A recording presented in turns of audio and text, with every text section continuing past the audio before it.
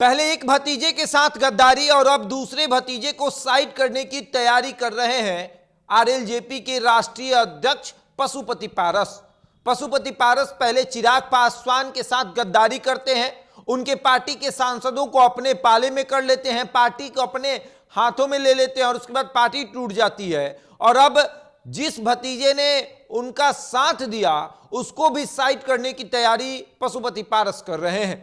भतीजे चिराग पासवान के साथ गद्दारी करने के बाद दूसरे भतीजे प्रिंस पासवान को भी साइड करने की तैयारी पूरी हो चुकी है कि किस तरीके से प्रिंस को साइड किया जाए, प्रिंस को इस तरीके से पार्टी से हटाया जाए कि प्रिंस को पता भी ना चले।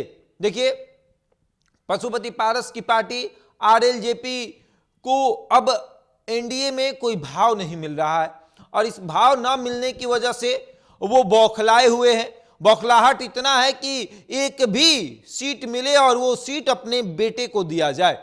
मुस्कान राज पासवान, ये उनके बेटे का नाम है और पशुपति पारस चाहते हैं कि वो उनका बेटा जो है वो राजनीति में एंट्री करे और विधानसभा का चुनाव लड़े। एनडीए के तरफ से एक भी सीट मिल जाए और उस सीट से वो अपने बेटे को चुनाव लड़ा दे।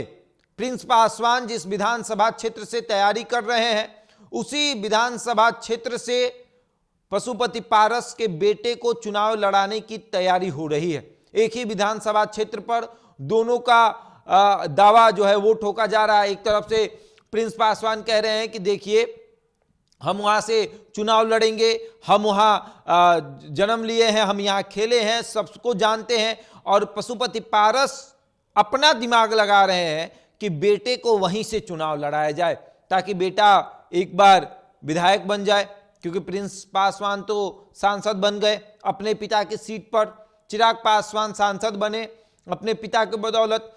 लेकिन प्रिंस पासवान को अगर साइड किया जाएगा तभी तो पशुपति पारस का बेटा अपने पिता के बदौलत चुनाव लड़ेगा और फिर विधायक बनेगा। लेकिन यह सपना शायद अधूरा रह जाएगा क्योंकि प्रिंस भी चुनाव लड़ना चाहते हैं और भी तमाम दल के लोग जो है वो चुनाव लड़ेंगे। तो फिर क्या होगा? पशुपति पारस ये सोच रहे हैं कि शहरबन्नी से चुनाव लड़ाया जाए, अपना गृह क्षेत्र है, वहां कोई दिक्कत नहीं होगा।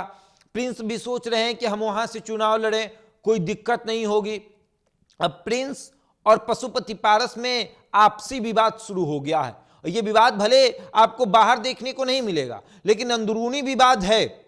अंदरूनी विवाद इस तरह है कि प्रिंस पासवान चाहते हैं कि चाचा पशुपति पारस उन्हें समर्थन करे और कहें कि जाओ तुम चुनाव लड़ो। लेकिन पशुपति पारस ये सोच रहे हैं कि प्रिंस आकर ये कहें कि हम तो सांसद बन चुके हैं, अब छोटे भाई को विधानसभा भेजिए और लड़ाइए। ऐसा कोई क्यों चाहेगा? आपकी उम्र हो गई है, पशुपति पारस की एक उम्र हो गई है, कई बार के विधायक रह चुके हैं, राज्य में मंत्री, सांसद बने, केंद्र में मंत्री बने, तो आपकी एक उम्र हो गई है। लेकिन प्रिंस पासवान तो अभी अभी राजनीति में आए हैं, पिता के देहांत के बाद वो चुनाव लड़ते हैं, उसके बाद वो समस्तीपुर से सांसद बनते हैं। आपके साथ रहने की एक सजा मिली कि उनको इस बार टिकट नहीं मिला। अगर चिराग पासवान के साथ रहते तो आज समस्तीपुर से चुनाव लड़ते। जिस चिराग पासवान ने अशोक चौधरी की बेटी को टिकट दिया, अगर प्रिंस उनके साथ रहते तो वो प्रिंस को टिकट देते, क्योंकि जो उनके साथ रहा, उन्होंने अरुण भारती अपने जीजा को जमुई से चुनाव लड़ाया। अगर प्रिंस उनके साथ रहते तो क्या वो चुनाव नहीं लड़ाते? लेकिन नहीं, आपके साथ रहने की यह सजा मिली। और अब पशुपति पारस भी चाहते हैं कि प्रिंस पासवान को राजनीतिक रूप से पूरा दबा दिया जाए और बेटे को आगे बढ़ाया जाए। मुस्कान राज पासवान, ये पशुपति पारस के बेटे का नाम है और वो चाहते हैं कि उनका बेटा विधानसभा का चुनाव लड़े और उस सीट से चुनाव लड़े जिस सीट से तैयारी प्रिंस पासवान कर रहे हैं। अब आगे देखिए क्या होगा। और आपने देखा होगा कि किस तरीके से जब पार्टी की स्थापना दिवस थी तो पशुपति पारस ने अपने बेटे को लॉन्च कर दिया, दिखाया कि देखिए आप सबके सामने मेरा बेटा आ गया। क्यों प्रिंस पासवान को वो आगे नहीं बढ़ा सकते? क्या प्रिंस पासवान उनके बेटे की तरह नहीं है?